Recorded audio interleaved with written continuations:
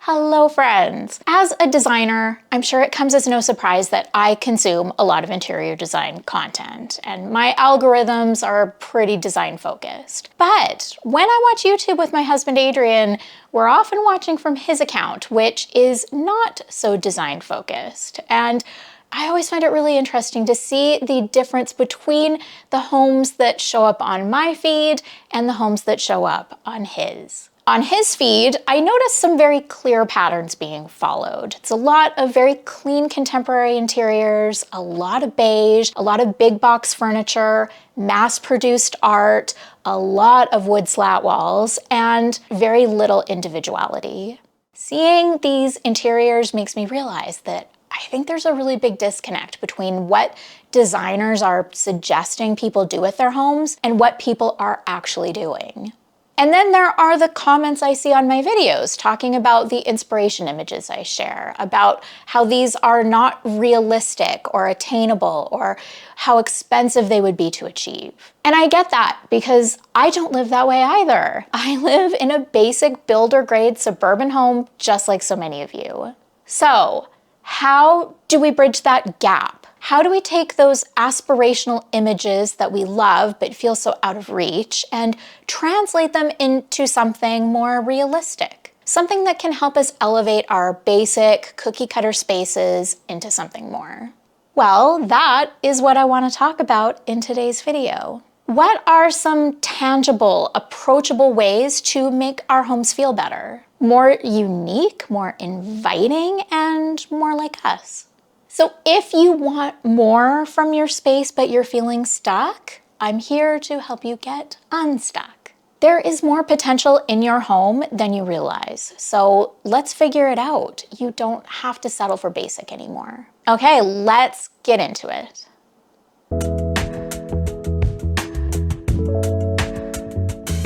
Let's start out on a positive note by looking at the things that I am seeing in these interiors that are well done. These homes look very neat and tidy and organized, and for those of us that struggle with these things, we know that just achieving that alone is huge. And these are homes that appear to be very well lit. Adrian watches a lot of tech YouTubers, and these are guys that seem to really know their way around a smart bulb and some LED backlighting. And the cable management, impeccable. And lastly, there is effort here. These are not homes that have just been thrown together without any care. These are clearly people that take a lot of pride in their homes, and I'm not here to fault anyone. These are not spaces that look bad. They just don't feel very unique or personal. We often just don't know what we don't know, and I really think this is a matter of not recognizing that more than this is possible and attainable. So let's talk about some ways that we can elevate our homes beyond just being safe and inoffensive.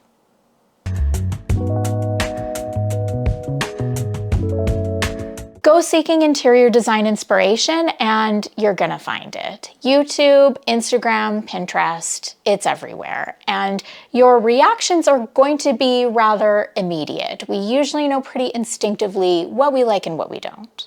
The next step is to figure out why you are drawn to certain interiors, to identify the elements that appeal to you.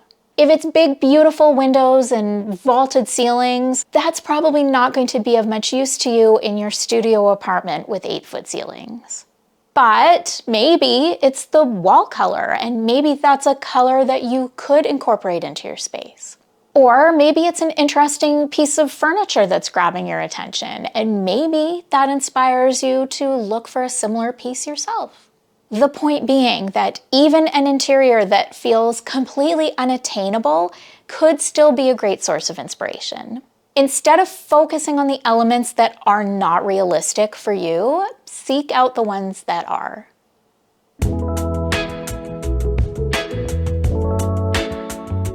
I I'm noticing a lot of very neutral interiors out there. A lot of white, a lot of beige, and that's not necessarily a bad thing if you do like a neutral color scheme. But you do need some sort of contrast and variation. If everything in your home is beige on beige on beige, it's gonna feel really flat. So in addition to all those whites and beiges, you need to bring in some medium and dark tones as well. In a room of warm neutrals, this could mean a variety of tans and browns. Or if you are wanting to bring in more color but you're feeling a bit apprehensive, try just introducing a few muted earthy shades that are just a small departure from the neutrals. So think muted rust, mossy green, or dusty blues that will work so nicely with your warm neutrals.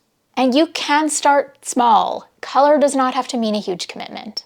And please reconsider the painted accent wall. I know these seem like an easy, affordable way to bring color into your room, but they often just end up feeling like an afterthought. I would much rather see a little sprinkling of color throughout the room through the use of decorative accessories and art.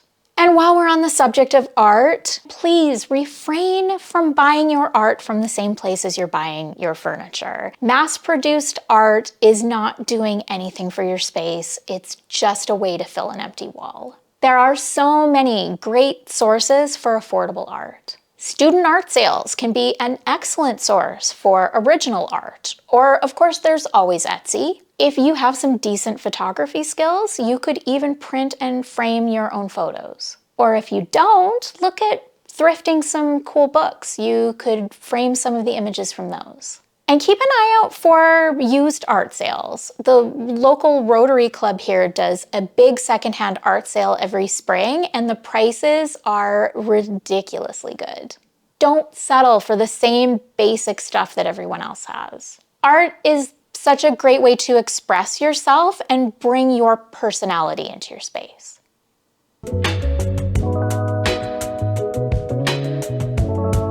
Another thing I find to be really lacking in a lot of these homes is warmth. There's just nothing at all cozy about them. Your home needs layers. That pristine modern sofa sitting on that flawless vinyl plank floor is not inviting you to relax and get comfortable. And neither is that perfectly folded Hermes throw that looks like it has never once been used.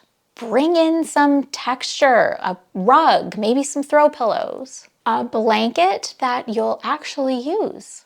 Mix in some different materials. A little wicker, a rice paper shade, some tactile upholstery. And wood. Wood finishes are a great way to add warmth. Some wood furniture, a wooden tray, a variety of wooden picture frames. And you can mix your wood tones a bit. It adds character. So does wood with some age and wear. As much as I love walnut, a house full of walnut veneer fast furniture is gonna feel more like a catalog spread than a home. So use those pieces sparingly. And this might ruffle a few feathers, but I think we need to stop with the wood slat walls. There are just so many of them out there. It's feeling really overdone. I'm not against the idea of wood paneling in general. I think it can be great, but if you are considering some wood paneling, maybe look for something that feels a little more unique. Now, if you already have a wood slat wall and you're maybe starting to grow a little tired of it, try hanging some art on it. It will make it feel more like a backdrop than a focal point. Now, looking at all of these homes I'm seeing, I think a lot of you have a pretty good idea of how to handle your lighting, so I'm not going to get too much into that. But if all of your mood lighting is coming from LED backlighting or valance lighting, you might want to look at bringing in some lamps. They're not only great sources of accent lighting, but they can also act as decorative objects to bring more character into the room. And adding a little candlelight into the mix is never a bad idea.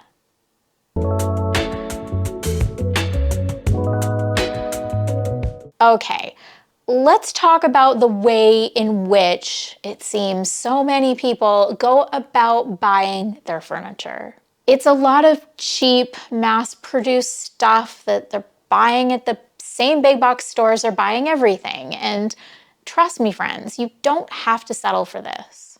I am not saying that all mass-produced furniture has to be avoided, but I do think that we need to reevaluate how we go about making these purchases. Honestly, I think that the main issue here is about having patience and taking your time. We just become so fixated on this idea that our homes have to be done, and we end up settling for what's quick and easy. But your space has the potential to be so much more, and all it takes is a willingness to slow down. I know that furnishing a home can feel really overwhelming, and this idea of slowly, thoughtfully curating every single purchase can seem completely unrealistic. And if you are trying to do everything all at once, it is unrealistic. But if you are willing to break it down into smaller, more manageable tasks, it doesn't have to be that way. Do you have the bare minimum that you need to be able to function? This could be older pieces you're wanting to get rid of, hand-me-downs, whatever the case. Do you have enough that you can get by for now? If so, great. Assess what you need or what you need to change and just focus on a few things at a time. Start with the bigger pieces and focus on the smaller details later. And then do a little research. Figure out what is out there and what you really like. Come up with a plan. Decide what it is you really want and find a way to make it happen instead of just settling for something else. And if buying new means poor quality because that's all you can afford, try looking at secondhand instead. If this seems like a lot of work, remember that a lot of this can be done from your phone. So maybe instead of doom scrolling, you spend that time scrolling Facebook Marketplace. Because that drive to pick up your secondhand score is probably not going to take you any longer than a trip to IKEA, especially if your trips to IKEA look anything like mine. And if you are new to secondhand shopping, here is a great tip to help you find the good stuff and also to help train your algorithm to show you the good stuff. Instead of just searching by product type, search by style. If you are looking for a coffee table and you just search coffee table, you're probably gonna end up with a lot of really basic stuff like this. But if you try searching brutalist table, you might just come across something more like this.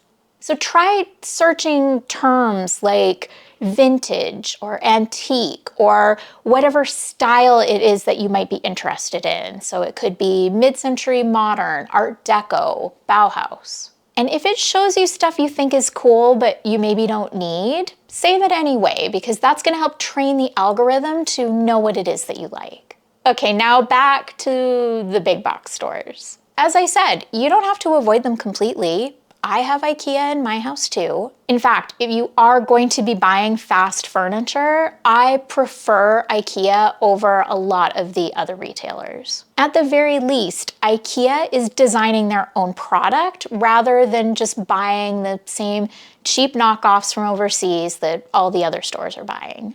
And their selection of styles I find to be much more varied. They don't just pick one or two big trends and then only offer those trends. And if you are going to be buying from the big retail chains, don't buy everything all at the same store. Mix it up a little bit. That's just going to help add to the feeling of variety in your space. And on the topic of variety, avoid matching sets. An interior with a mix of styles of furniture in different finishes is going to feel much more interesting and have much more character than one where everything perfectly coordinates. And again, this is why you want to start with a plan. It'll help you focus in on the right pieces and make you feel much more confident in your choices. Keep in mind the idea of contrast. So if one piece is wood, maybe another piece can be metal. And also consider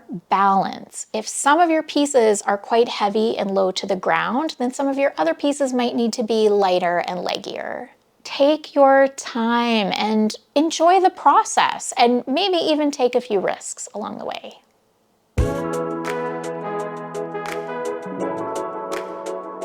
All right, now that we have covered the bigger purchases, let's talk about the smaller ones. The ways in which you style your home can truly make the difference between a basic interior and an exceptional one.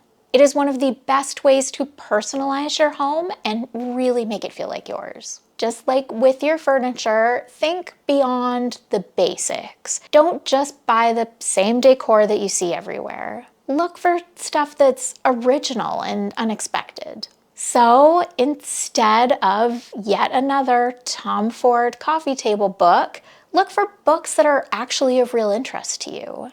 Maybe try thrifting something or buy something handmade from a local artisan. Display things that have real meaning to you, things that will set your home apart from everyone else.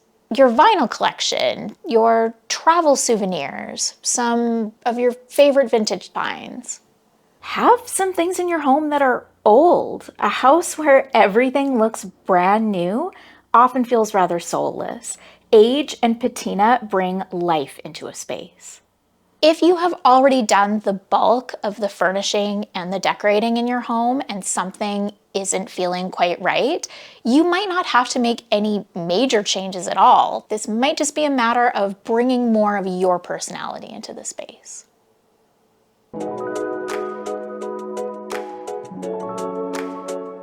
So if we stop to think what this really is all about, this mixing of furniture, buying unique art, bringing more personal touches into our homes, it's really about choosing character over perfection. When we look at these perfectly staged homes, everything looks pretty flawless. These interiors seem more focused on trying to get everything right than actually considering how these spaces feel to be in. A so-called perfect room might be difficult to find fault with, but it's likely also not that interesting or memorable. It is okay if your home is not perfect. Flaws add character. You live in your space, and it's okay for it to look like it's lived in. So stop aiming for perfection. We don't want perfect anyway.